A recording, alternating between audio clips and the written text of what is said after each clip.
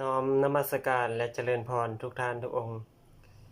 ข้าน้อยและอาตมาภาพเองชื่อพระเป็นพระวงศ์จะมาเว้าในประเด็นหรือว่าหัวข้อที่ยกขึ้นมาที่มีชื่อว่าคัมภีร์ชีวิต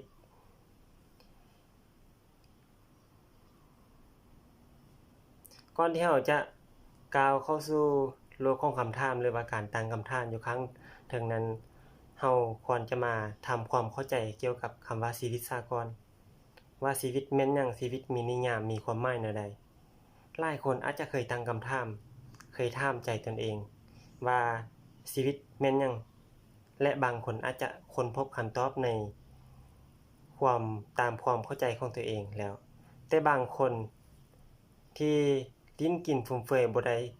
มีเป้าหมายในชีวิตบ่ได้ค้นหานิยามของชีวิตอาจจะบ่เข้าใจว่าชีวิตนั้นแม่นหยังชีวิตมีความหมายแนวใดผู้เว้าเองก็เคยตั้งคำถามกับตัวเองเคยถามกับตนเองมาหลายเทื่อและก็หลายปีแล้วตั้งแต่สมัยเรียนอยู่มัธยมตอนปลายมาถึงปัจจุบันก็หลายปีเติบละจึงสามารถทำความเข้าใจในว่าชีวิตหรือว่านิยามของชีวิตนี้หมายถึงการมีลมหายใจอยู่การดำรงอยู่โดยอิสรภาพที่ธรรมชาติได้สร้างสรรค์ขึ้นมาให้กับคนเฮาอันนี้คือนิยามโดยความหมายของคำว่าชีวิตเมื่อเรารู้ว่าชีวิตหมายถึงการดำรงอยู่แล้วเราจะดำรงอยู่เพื่อหยังดำรงอยู่โดยจุดประสงค์อันใดอันนี้แม่นคำถามอีกคำถามนึงที่เจาะลึกเข้าไปว่าเนื้อแท้ของมันแล้วดำรงชีวิตอยู่นี้เพื่อหยังการดำรงชีวิตอยู่หลายคนอาจจะมีจุดประสงค์ของตนเองว่าตนเองดำรงชีวิตอยู่เพื่อเฮ็ดสิ่งใดแต่ว่าสำหรับผู้เว้าเองหรือว่าครูบาเองครูบาได้คิดได้ทำความเข้าใจมันแล้วว่าการที่คนเฮามีชีวิตอยู่หรือดำรงชีวิตอยู่นี้คนเฮามีเป้าหมายอยู่2อย่างเท่านั้นตามความเข้าใจของอาตมาเองหรือว่าของคณะเองอย่างที่1ก็คือว่าคนเฮาดำรงชีวิตอยู่เพื่อต้องการมีความสุข2จุดประสงค์ที่2คือคนเฮาต้องการให้ชีวิตมีคุณค่ามีอยู่2อย่างเท่านั้นคือมีความสุขและมีคุณค่าเป็นหยังจึงต้องการความสุขหลายคนคงจะเข้าใจหรือว่าหลายท่านคงจะเข้าใจอยู่แล้วว่าย้อนว่าคนเฮาบ่ต้องการความทุกข์มันเป็นสิ่งที่เจ็บปวดมันเป็นสิ่งที่ทุกๆคนบ่ต้องการมันสร้างความเจ็บปวดสร้างความเศร้าหมองและสร้างความโศกเศร้าความทุกข์ระทมให้แก่เฮาซึ่งบ่มีผู้ใดที่จะปรารถนามันเลยทุกคนต้องการความสุขดังนั้นความสุขมันเกิดมาจากไสมันเกิดมาจากสิ่งใดความสุขเกิดมาจากความปิติยินดีในสิ่งที่ตนเองดำรงอยู่ตามความเข้าใจของขน้อยและของอาตมาเองเฮามีความปิติยินดีหรือเฮามีความรักในสิ่งที่เฮาเฮ็ดเฮามีความรักในสิ่งที่เฮาทำเฮามีความรักในสิ่งที่เฮาเว้าออกไปสิ่งนั้นแหละคือความสุขคือสิ่งที่เฮ็ดให้เฮามีความสุขมันเป็นอิสรภาพอย่างหนึ่งมันเป็นอิสรภาพที่เฮ็ดให้หัวใจของเฮาบ่มีผู้มาบังคับบัญชามันบ่มีผู้ที่มากดขี่กดหีบมันเป็นอิสระซึ่งเฮ็ดให้เฮามีความสุขเฮ็ดตามสิ่งที่ตนรักในสิ่งที่ตัวเองมีและดีในสิ่งที่ตัวเองทำสิ่งนั้นแหละคือความสุขที่แท้จริงของคนเฮา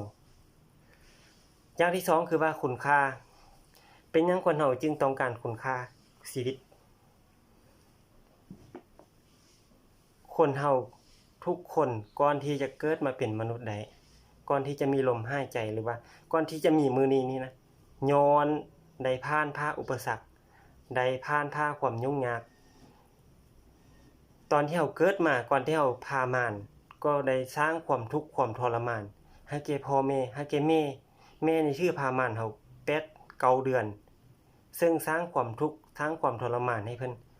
และเวลาเกิดมาแล้วยังสร้างความทุกข์ให้เพิ่นเบิ่งแย่งเลี้ยงดูให้เพิ่นเอาใจใส่บำบัดรักษาเฮาแล้วเฮา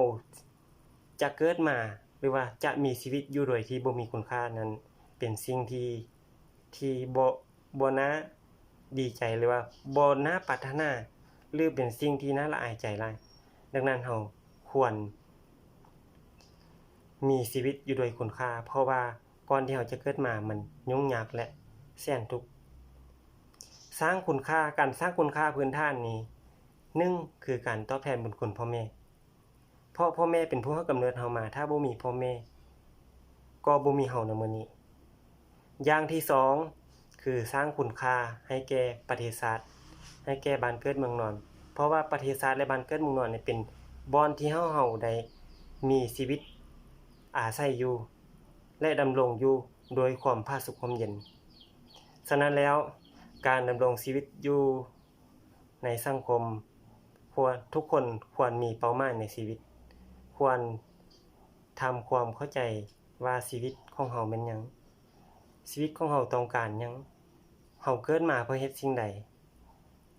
อันนี้คือขอฝากปัญหานี้ไปให้ผู้ชมผู้ฟังได้คนคิดนำกันว่าเป้าหมายชีวิตของตัวเองแม่นหยังถ้าว่าเฮาค้นพบเป้าหมายชีวิตและทำความเข้าใจเกี่ยวกับชีวิตของเฮาแล้วเฮาจะค้นพบความสุขความร่มเย็นอย่างแท้จริงสุดท้ายแล้วอยากขอฝากข้อคิดเล็กน้อยเพื่อเป็นคติเตือนใจให้แก่ผู้ชมผู้ฟังว่าจงมีชีวิตอยู่โดยความสุขและมีคุณค่าก่อนที่จะจากลาโลกนี้ไปดีกว่ามีชีวิตที่บ่มีความสุขและบ่มีคุณค่าซึ่งเป็นสิ่งที่บ่น่าปรารถนาและเป็นสิ่งที่บ่มีคุณค่าหยังเลยขอนมัสการและเจริญพร